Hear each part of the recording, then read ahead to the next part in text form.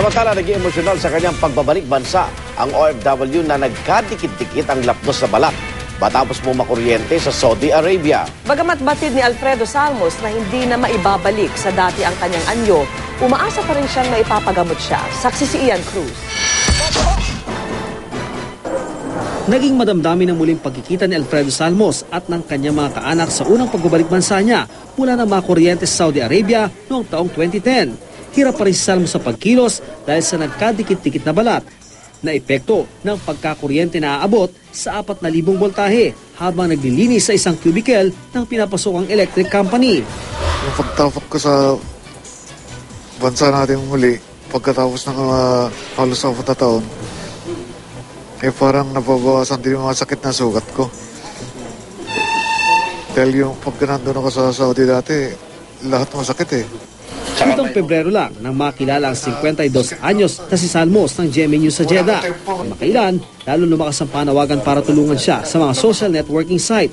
At sa wakas nga, nakakuha siya ng exit clearance sa tulong na rin ng gobyerno ng Pilipinas at iba't ibang organisasyon sa Saudi.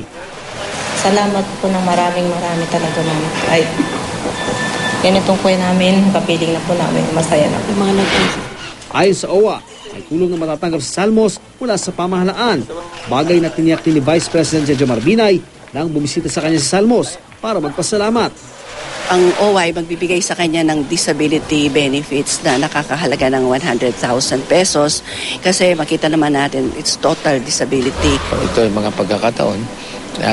Pakita naman natin yung utang na loob natin sa mga kababayan natin na OFW. Sa oras ng pangangailangan, hindi naman natin iiwan.